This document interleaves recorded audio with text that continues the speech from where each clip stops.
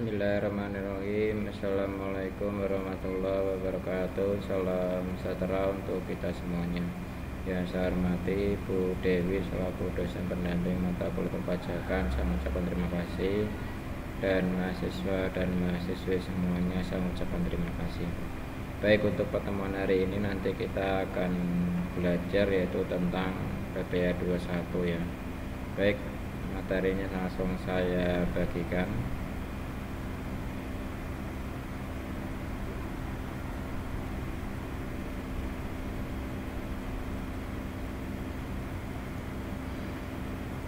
Bismillahirrahmanirrahim. Alhamdulillah rabbil alamin, wassalatu wassalam ala alihi washabihi wasallam. Segala puji syukur kita panjatkan kepada Gusti Allah sehingga kita bisa bertemu kembali dalam mata kuliah hari ini, mata kuliah perpajakan ya.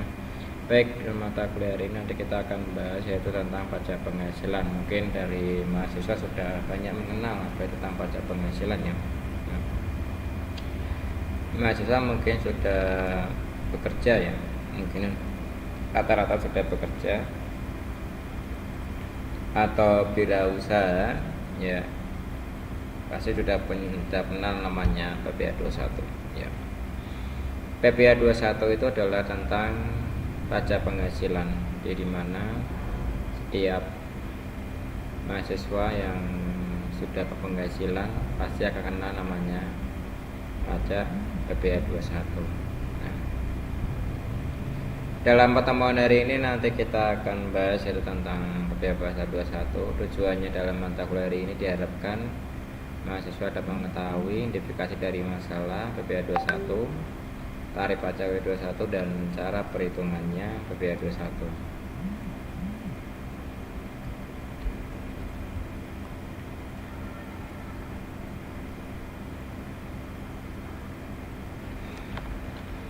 PPA 21 sering dikebankan kepada mereka yang memiliki penghasilan dari aktivitas usaha ya, atau dari profesinya di Indonesia. Jadi pajak ini dikebankan kepada penghasilan yang dapat diperoleh dari karyawannya. Nah, dari perusahaannya maka itu akan dipotong namanya PPA 21. Di setiap perusahaan itu akan memotong PPA 21 setiap karyawannya. Dan nantinya akan dilaporkan ke kantor pajak. Nah, habis itu nanti dari perusahaan nanti akan membuat namanya laporan massa ya, laporan massa PPA dan laporan massa PPN. Di setiap bulan itu dari perusahaannya akan melaporkan semuanya ya. Itu dari perusahaan akan dikebankan kepada karyawannya ya, itu sudah diperaturan ke undang-undang perpajakan bahwa setiap pajak penghasilan karyawan dikenakan PPA pasal 21 ya. Hal tersebut agar setiap penghasilan yang diterima masuk ke dalam kas negara. Jadi setiap pajak yang kita bayarkan itu akan masuk ke dalam kas negara.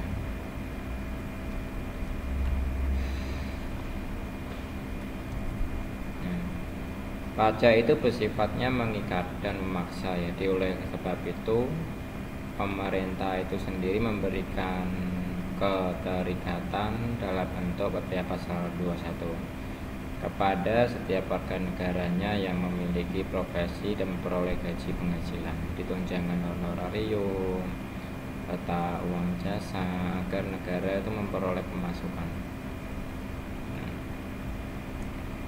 Pajak-pajak dari masyarakat seperti perusahaan membayar PPN, terus membayar pajak tahunan ya, terus kita pribadi karyawan membayar pajak penghasilan ya, itu akan masuk ke dalam negara. Nah, dan itu nanti setiap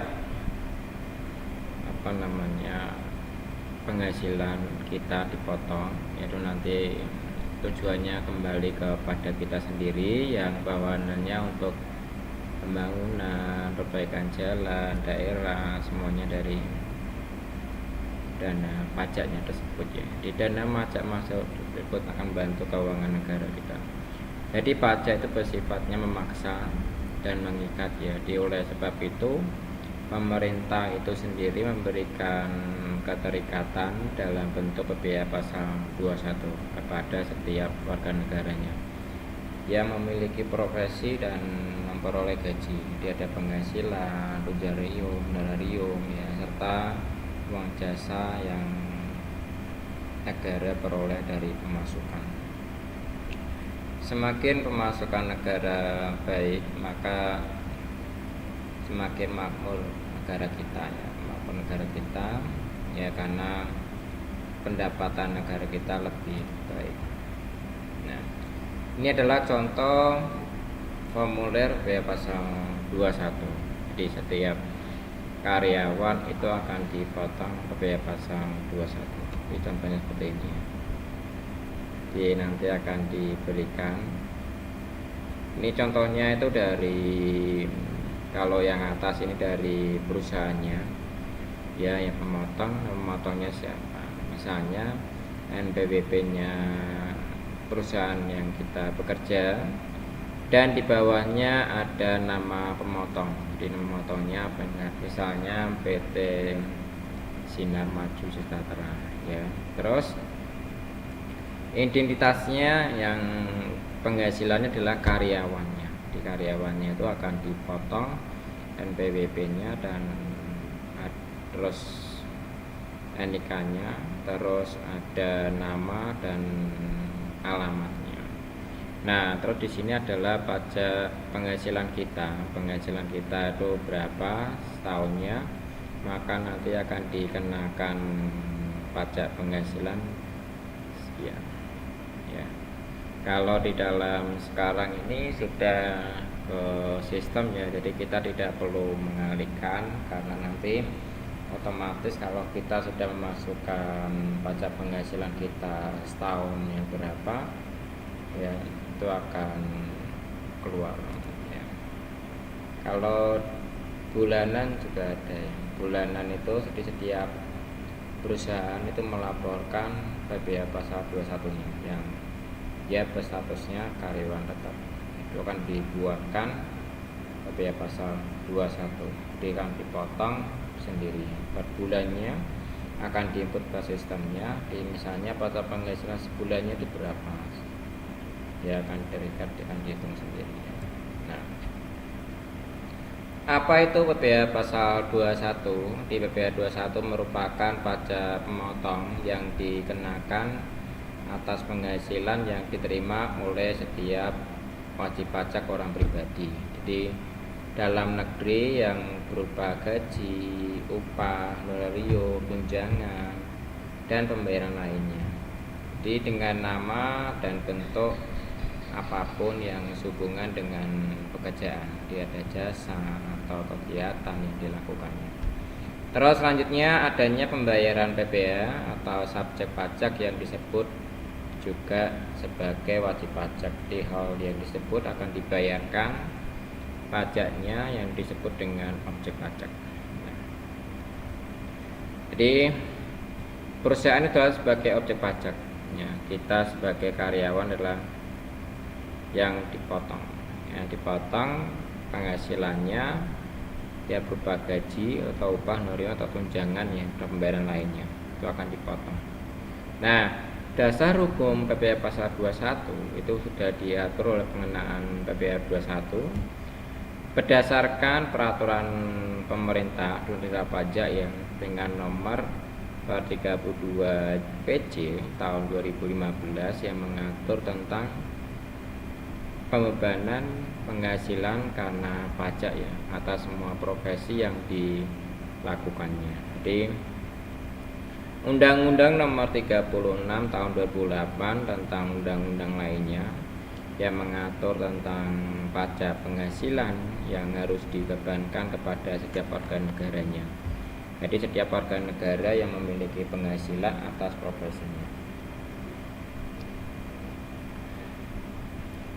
Nah, selanjutnya adalah subjek pajak PPh pasal 21. Jadi subjek pajak atas PPh pasal 21 adalah pegawai yang penerima upah pesangon, ada pensiun, tunjangan hari tua, jaminan hari tua, ahli waris, dan wajib pajak yang kategorinya bukan pegawai yang menerima atau memperoleh penghasilan yang sehubungan dengan pemberian jasa.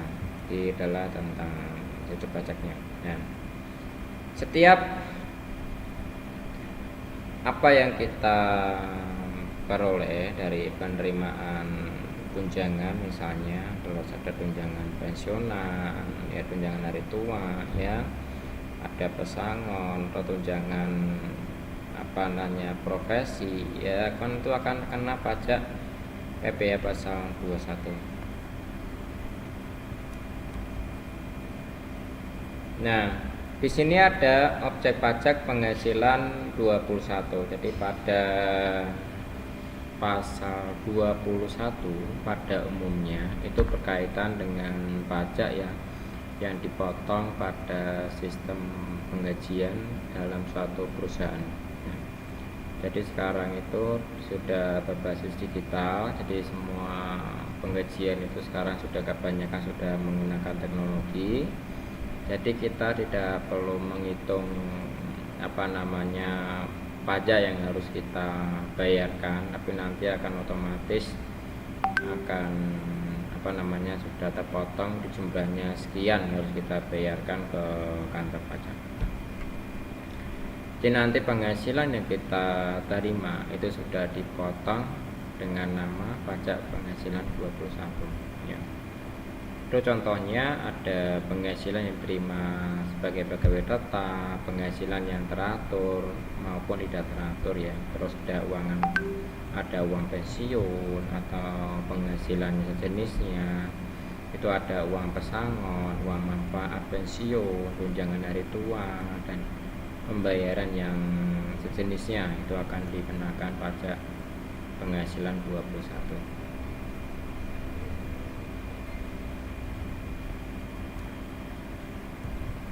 Nah, penghasilan tenaga kerja lepas seperti upah harian, mingguan, upah satuan, upah borongan atau upah yang dibayarkan secara bulanan ya, terus ada imbalan kepada bukan pegawai berupa honorarium ya, komisi, fee, imbalan ya sejenisnya dengan nama dan bentuk apapun sebagai imbalan dengan pekerjaan jasanya dan kegiatan yang dilakukan.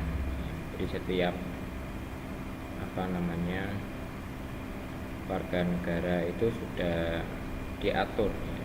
Setiap penghasilannya akan dikenakan pajak penghasilannya, baik imbalan serta kegiatan berupa uang saku, uang resepsi atau uang rapat, honorarium, hadiah, penghargaan atau nama bentuk apa itu akan kena imbal sejenisnya akan kena pajak ya. Ada namanya PPh pasal 23 dan ada pasal 21 ya. Sementara penghasilan yang tidak dikenakan PPh 21 itu ada contohnya, di situ ada santunan asuransi dari perusahaan asuransi ya.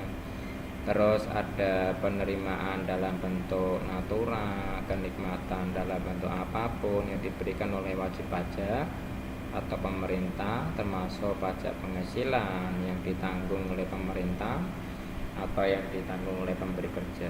Terus adanya zakat yang diterima dari badan, lembaga, amil zakat yang bentuknya itu berbeda-beda disahkan oleh pemerintah dalam sumbangan keagamaan. Terus adanya beasiswa itu akan dikenakan juga namanya PPh pasal 21.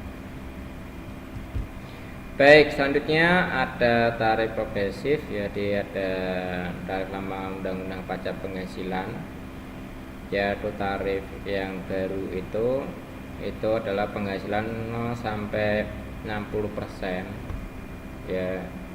5%-nya adalah yang penghasilannya sampai 60 juta ya. Kalau yang dulu itu yang lama sampai 50 juta. Jadi kalau penghasilan yang lama, peraturan potongan pajak itu kalau tarif lama undang-undang pajak penghasilan itu kalau penghasilan 0,5 di 0 sampai 50 juta itu 5% ya. Kalau yang baru ini dia tarifnya adalah sampai 60 juta. Jadi dia kena pajaknya adalah 5%. Terus adanya penghasilan yang lama itu 50 juta sampai 260 juta, yaitu terkena tarifnya adalah 15% dan penghasilan 60 juta sampai 260 juta itu adalah 15%. Baik, selanjutnya di sini ada penghasilan 250 juta sampai 500 juta itu adalah 25%. Terus ada penghasilan di sini 250 juta sampai 500 juta adalah 25%. Terus adanya penghasilan di atas ini dari 500 juta 30% dan penghasilan 500 juta sampai 5 miliar adalah 30%. Di penghasilan di atas ini adalah yang mencapai 5 miliar dia akan terkena pajak potongannya adalah 35% yang baru ini. Ini adalah tarif progresif dari PPh pasal 21. Mungkin baru mengenal ya. Terus ini adalah contoh perhitungan. Jadi misalnya penghasilan kena pajak sebesar 75 juta ya. Jadi pajak penghasilan yang harus dipotong bagi wajib pajak yang memiliki NPWP adalah 5% dikalikan 60 juta, maka dia akan kenanya adalah 3 juta. Nah, 15% yang 15 juta itu adalah 250 juta ya. Jadi bisa ditambahkan menjadi yang ini. Kalau yang ini misalnya penghasilannya itu 75 juta, maka yang kita ambil adalah 60 juta dulu baru 15%. Itu yang 60 juta kita kalikan 5%. Terus sisanya berapa? 15 juta. Kita taruh ke bawahnya menjadi 15%. Jadi seperti ini. Dia totalnya 2.250.000. Jadi pajak penghasilan harus dipotong jika wajib pajak tidak memiliki NPWP. Nah, kalau tidak memiliki NPWP maka dia 5% dikalikan 120% ya. Itu adalah 60 juta dikalikan dengan 3.600.000. Terus 15% dikalikan 120% sama dengan 15 juta. Di hasilnya adalah 2.700.000 dan jumlahnya menjadi 6.300.000. Nah, selanjutnya contoh tarif PKP. Jadi kalau PKP itu penghasilan kena pajak ya, itu kalau 30 juta itu tarifnya adalah 5%, dikenanya adalah 1.500.000 ya. Terus di sini ada yang 40 juta, di sini 5%-nya menjadi 2 juta. Terus selanjutnya di sini adalah 50 juta, 5%-nya adalah 22.500.000, di bawahnya adalah 60 juta. Jadi 5%-nya 50 juta ini dikalikan 5% menjadi 4 juta, di bawahnya 15%-nya 10 juta ya. Terus di bawahnya lagi ada 80 juta. Jadi yang 5% 50 juta itu kenanya totalnya 7 juta ya. Kalau yang ini yang baru ini adalah 60 juta ini ya, yang baru 60 juta maka dia kenanya 6 juta ya. Baik, yang selanjutnya di sini adalah yang 100 juta. Jadi 5%-nya adalah 50 jutanya itu menjadi 10 juta. Jadi kalau 5%-nya adalah kalau yang baru ini adalah 9 juta. Baik, selanjutnya penghasilan tidak kena pajak. Jadi kalau penghasilan tidak kena pajak atau PTKP itu merupakan besaran dari pajak penghasilan yang tidak dikenakan. Artinya seorang yang tidak perlu membayar pajak apabila gaji bulannya tidak mencapai ketentuan PTKP. Meski sudah diringankan bebannya, orang tersebut tetap wajib melaporkan namanya surat pemberitahuan atau namanya SPT. Nah, di SPT itu wajib dilaporkan setiap 1 tahun sekali. Kalau kita tidak melaporkan SPT, nanti kita akan kena namanya denda administrasi. Di sini SPT ini ada 2 jenis yang perlu kita ketahui. Jadi tidak hanya SPT tahunan yang perlu kita ketahui, bahwasannya SPT ini adalah ada SPT masa dan SPT tahunan. Nah, kalau SPT masa itu kita laporkan setiap bulan dan kita laporkan setiap bulan. Jadi kalau SPT tahunan kita laporkan adalah setiap akhir tahun, jadi dilaporkan setiap bulan Januari ya, sampai bulan Maret ya.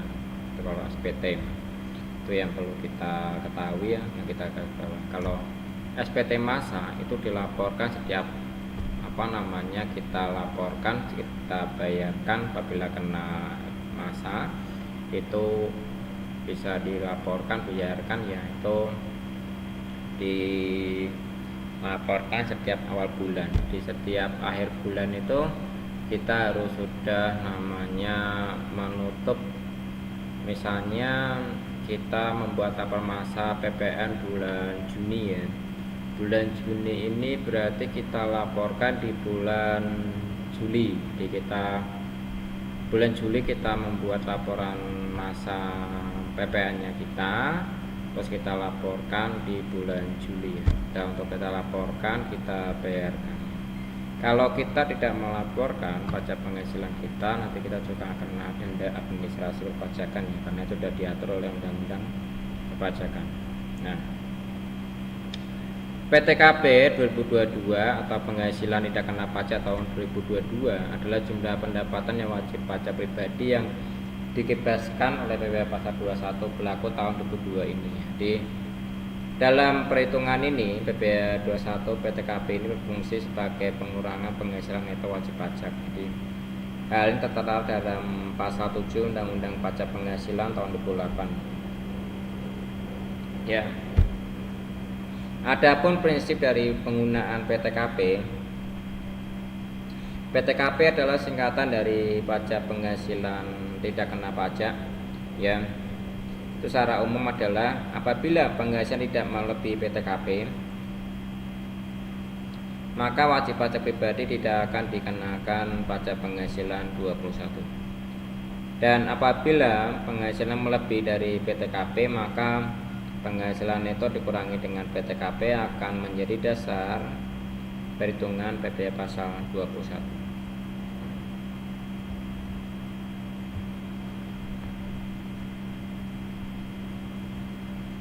Baik, selanjutnya adalah ketentuan dari PTKP yang sampai saat ini dijalankan. Itu misalnya wajib pajak pribadi yang berstatus tanggungan itu ada sebesar 54 juta. Terus ada penghasilan istri ditambah dengan pajak penghasilan suami itu sebesar 54 juta.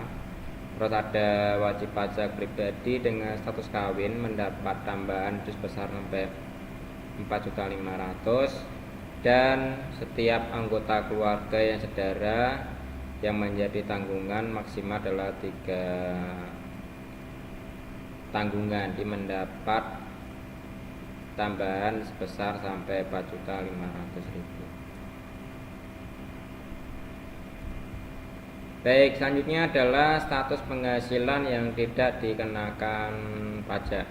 Jadi dalam penghasilan tidak kena pajak, jadi tidak hanya tarif umum aja ya, namun PTKP juga penting ya yang harus kita pahami.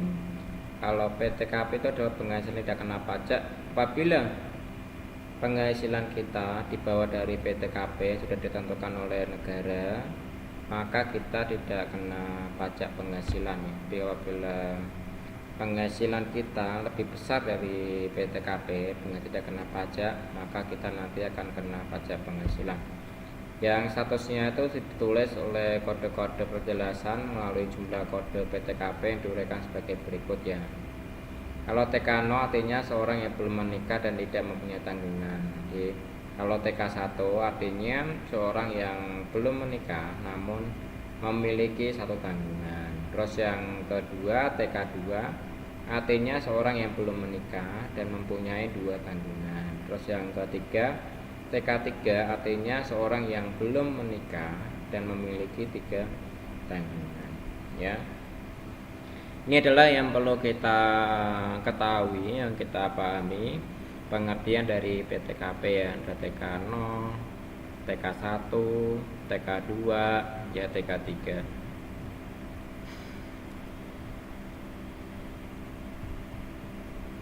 Baik, selanjutnya adalah status kawin. Nah, status kawin kalau K0 itu artinya dia telah menikah tapi belum mempunyai tanggungan ya. Terus kalau K1 artinya telah menikah dan memiliki 1 tanggungan. Kalau K2 telah menikah dan memiliki 2 tanggungan. Terus yang ketiga ini adalah K3.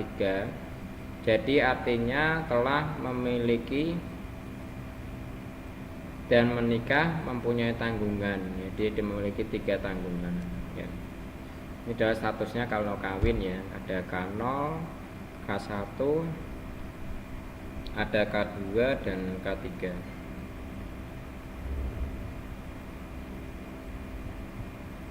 Baik, selanjutnya statusnya PTKP digabung. Jadi kalau PTKP digabung itu penghasilan dari suami dan istri digabung. Jadi kalau K1 artinya penghasilan suami dan istri yang digabung dan tidak mempunyai tanggungan ya.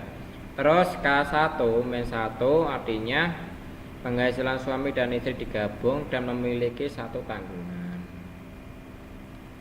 Baik, selanjutnya K12 artinya pada penghasilan suami istri digabung serta memiliki 2 tanggungan. Terus K13 artinya penghasilan suami dan istri yang digabung serta memiliki 3 tanggungan. Yang harus kita pahami tadi di sini ada PTKP yang harus kita pahami ya, yang dipahami oleh mahasiswa. Di sini ada TK penghasil dia belum menikah, ada status kawin dan status PTKP yang digabung. Itu yang perlu mahasiswa pahami perbedaan PTKP tersebut ya.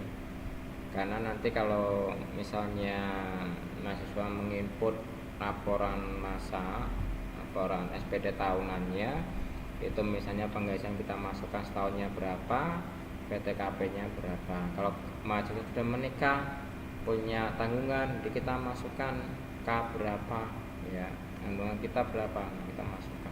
Nah, baik, di sini adalah contoh status tarifnya. Nah, jika TK tidak kawin, dia kodenya TK0 tanpa tanggungan, dia adalah 54 juta. Kalau TK1 dia sampai 58.500.000, ada TK2 itu sampai 63.500.000 ya. Terus TK3 itu sampai 60.500.000. Kalau status kawin di sini K0 itu tanpa tanggungan dia 58.500.000 ya. Terus ada K1 itu sampai 63 juta. Terus ada K2 tanggungannya sampai 60.500.000. Di situ ada K3 tanggungannya adalah 72 juta. Terus kalau kawin dan istri penghasilannya suami istri digabungkan, maka K10 artinya dia belum punya tanggungan, dia itu sampai 112.500.000. Kalau K11 tanggungan 1 maka dia sampai 111 juta. K1 tanggal 2 121.500.000. K1 tanggalnya 3 itu sampai 126 juta.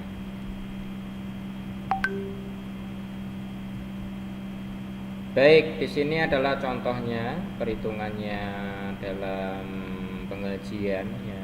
Mungkin ada yang harus kita ketahui. Apabila gajinya kita 9 juta, punya tunjangan jabatan adalah sampai 1 juta, maka di sini yang dikenakan PP pasal 21 di sini adalah 218. Jadi totalnya di sini adalah 10 juta 218 ya, dikurangi dengan biaya jabatan 500, biaya pensiun plus 1000, maka penghasilan netonya dengan sekian. Jadi penghasilan neto setahunnya itu sampai 115 ya. Terus di sini dikurangi PTKP K1 karena dia punya tanggungan menikah, punya tanggungan 1 yaitu 63 juta. Terus di sini penghasilan PKP-nya, penghasilan kena pajak adalah 52 juta. Di PPh 21 yang terutang 5% dikalikan dari PKP. Maka di sini 2.221 ya. Terus maka penghasilan harus dipotong dalam setahunnya dibagi 12 adalah 215 nih. Jadi gaji bersih yang diterima adalah 10 juta rupiah yang diterima bersih, gaji bersih yang diterima karyawannya. Baik, kita lanjut ya. Nah, tangga penyetoran pelaporan PPh pasal 21. Jadi salah satu hal yang penting kita ketahui dalam melaksanakan kewajiban adalah pengetahuan akan tanggal-tanggal perhitungan pajaknya, seperti tanggal batas penyetoran, batas pelaporan pajak, dan setiap bulanannya. Itu yang wajib kita ketahui ya.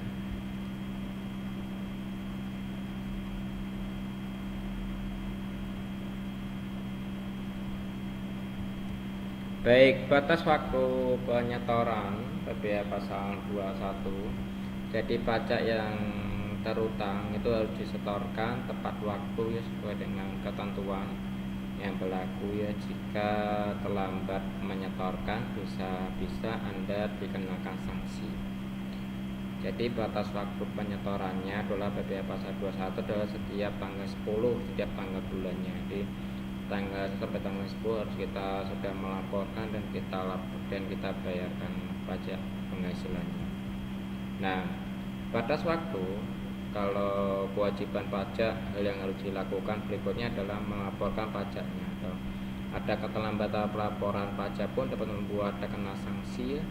Itu batas waktu pelaporannya PPh 21 sampai tanggal 20 ya, setiap tanggal bulannya. Maka jangan sampai kita namanya terlambat dalam pelaporan PPh pasal 21 ya. Yang melaporkan itu bukan karyawannya, tapi dari perusahaannya. Di perusahaan itu yang sudah menginput pajak penghasilan PPh pasal 21, diinput, dilaporkan, dan dibayarkan. Itu yang melaporkan adalah pihak perusahaannya, yang memotong karyawannya PPh pasal 21. Baik, terima kasih dari saya tentang pertemuan hari ini tentang pajak penghasilan PPh pasal 21. Mungkin ada yang mau ditanyakan dahulu dalam mata kuliah hari ini. Terima kasih.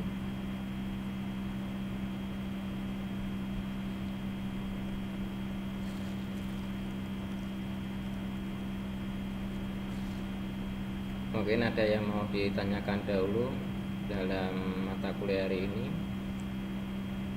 pertemuan yang ke-6 PPh pasal 21.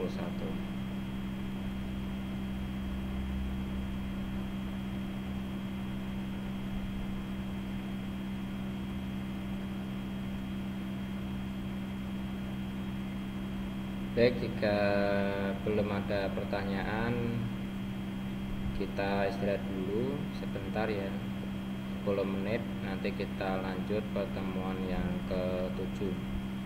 Saya akhiri. Assalamualaikum warahmatullahi wabarakatuh. Salam sejahtera untuk kita semuanya. Baik, terima kasih Pak Eka.